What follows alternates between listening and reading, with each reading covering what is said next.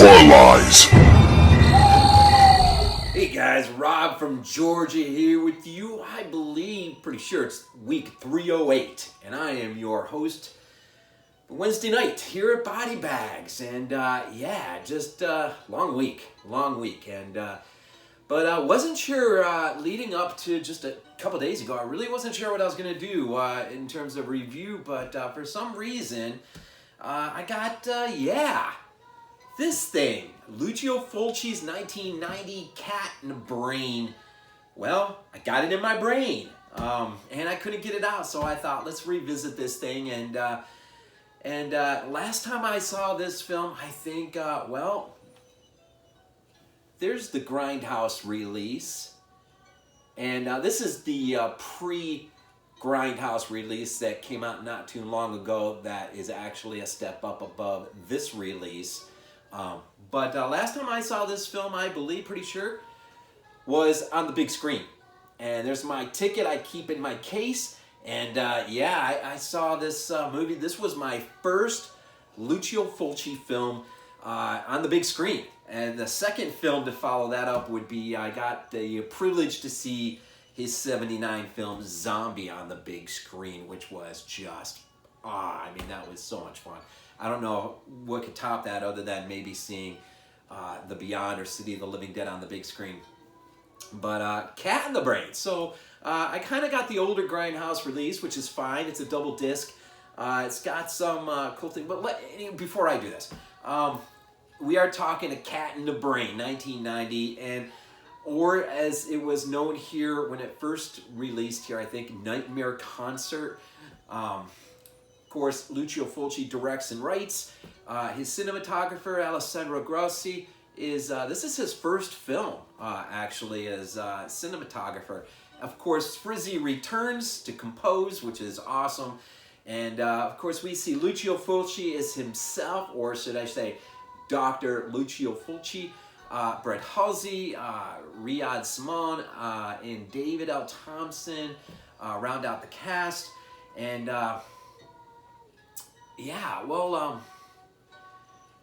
there's the cast, and this is 90, and really some see this movie as Fulci's swan song, his, sort of salute on his way out. Although he will have a hand in a few pictures after this. This isn't the last real film, but this is probably, considerably speaking, it is the last major film that will kind of get the attention, like a lot of his other films you see up behind me there that I kind of got up there. It's a beginning. My Fulci collection is beginning. But this film is interesting. I had a blast watching, there's a documentary or an interview with Lucio on here, and I can't remember who does the interview. It's probably done in Rome, I'm sure, and Lucio wasn't a big fan, I don't think, of the guy doing the interview, and so he kind of plays jabs at him here and there throughout. Once even, not say rudely, but it's a pretty good jab. And but anyways, I just had a blast listening because it's the longest running interview I've ever sat and really listened, and of course reading the subtitles, listened to Lucio just talking. Really, the brunt of this interview really had to do with the difference between thriller and horror, and a lot of stuff that just kind of surrounded his part as a director in bringing some of these films that were either thrillers or horror. And but anyways, there were a few times that I laughed out loud. But one of the things that I learned from him in this interview was his absolute hatred of psychology or psychiatrist and the damage he thinks. I think I'm sort of speaking somewhat loosely with my interpretation with a lot of stuff that sort of came out of him. But he's not a big fan of psychologists, going right back to Sigmund Freud, which is just hilarious to hear. I think he said Sigmund's big thing was he needed to pay off his coke dealers, and so he needed the money, and so he went into psychology, and so he is the father of all, right?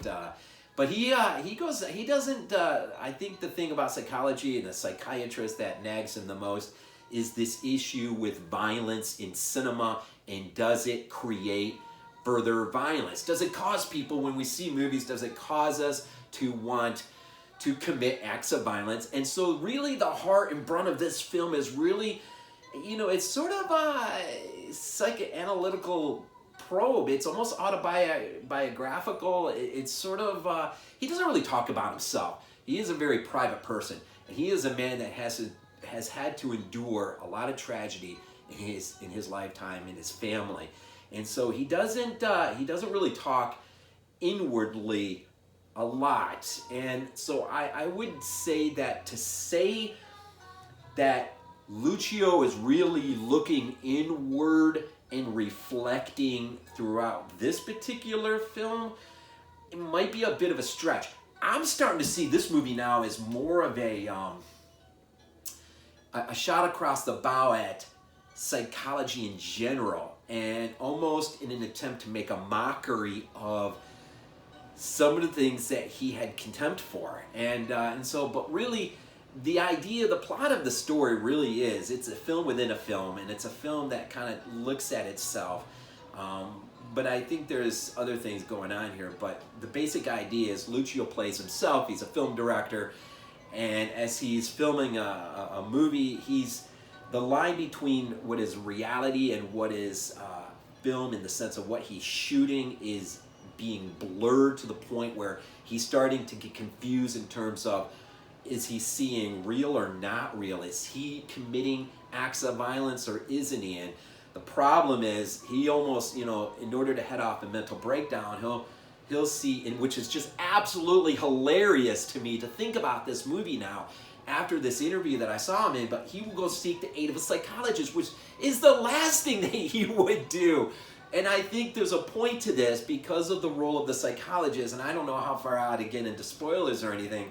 I mean, this is one of those movies where it's hard to talk about now because of some of the things that I've picked up on with this interview and some of the documentaries. And there are multiple approaches to this film. I mean, as a fan of Fulci, you know, there's a lot here to grab onto, but I think at the heart of it, he's dealing with a lot of, you know, I mean, they are serious issues. I mean, in terms of, you know, the damage that film art can create, the impression it leaves upon those who consume it,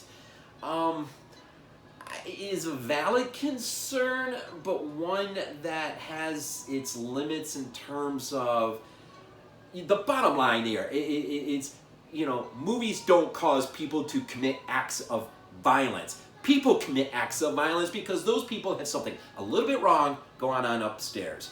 And bottom line is, they may retrieve, or, you know, get ideas and things, bits of motivations from the things that they see or hear, read. But the bottom line is, I think the very last frame of this film demands that Fulci's final comment, not only is psychology a bunch of rubbish, but this idea in of itself, it's a bunch of rubbish. Please, can we please move on from this topic? Because I think it's one that caused him to really just grow tired of. And but there are other things in this film too to look at, and it is, I mean, I think it is important that we take time to consider, you know, what we consume. And it doesn't have to just be film, art in general, or just the things we do in life and how we balance those things out within the dynamics of our families, if we have a family, or raising a family and children, or if we're just, you know, not to that point yet. We still have dynamics in our lives that we are balancing out, and it is, I mean, there is a cause to kind of stop and pause and really consider, do we have balance in our lives? I mean, are we really striving to live as healthy lives as we can?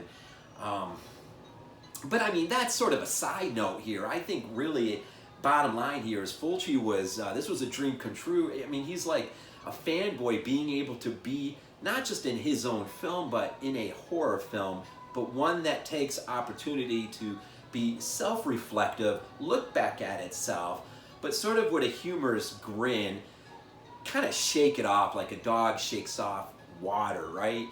And no, the problem lies somewhere else, and maybe it's not for Fulci to philosophize on where that problem lies. I think there's something inherently wrong in human nature, just base instinct. There's something wrong with us, and that doesn't mean all of us have the capacity of committing acts of murder or violence or other things.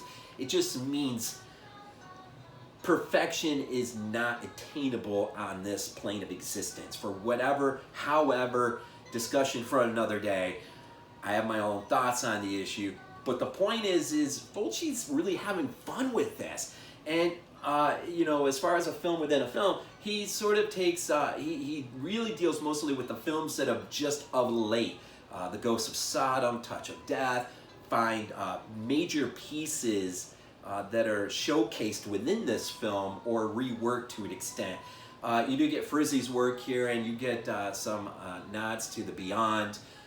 There's a great set piece where Fulci sort of walks in onto a set where he's late, and they have actually had to direct the scene without him, which I think Eli Roth said there is something really inherent in that moment, a fear of every director in the idea that at some point you're not needed anymore and others will step into your place. And I think this is just not a director's fear, this is any one of our fears. And so, I mean, like I said, there's some deep probing things going on in here underneath a lot of the exterior sharp violence that is being displayed, and some of it is a little goofy. I mean, you know, the opening scene of a cat clawing at the interior of the brain of Fulci, it's, you know, comes across as a puppet cat.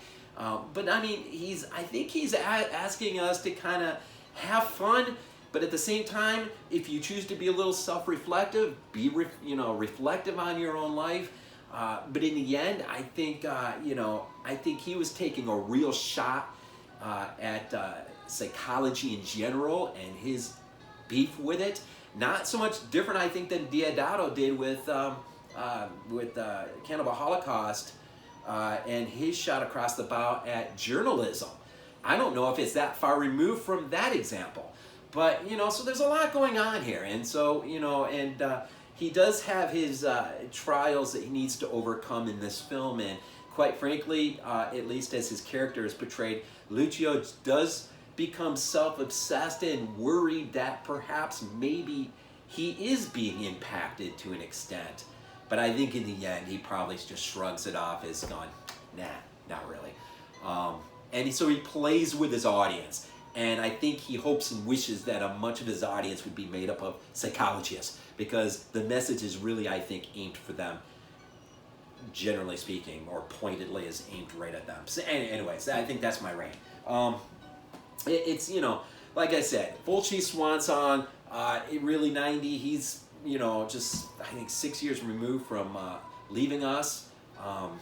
And I think my, you know, my biggest regret, I think, is that Fulci could not have delved into horror in the sense, I think he was late to the game.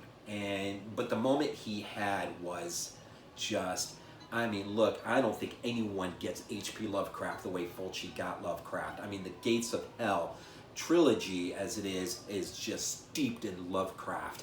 And what he could have really done with that as a palette for expression is beyond my ability to even think of.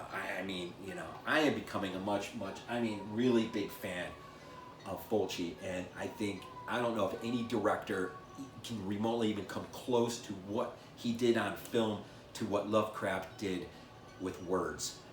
And I'm going to leave it at that. Lucio Fulci, 1990, A Cat in the Brain. Man, what a film. Anyways, we always end these things off with Go Bills.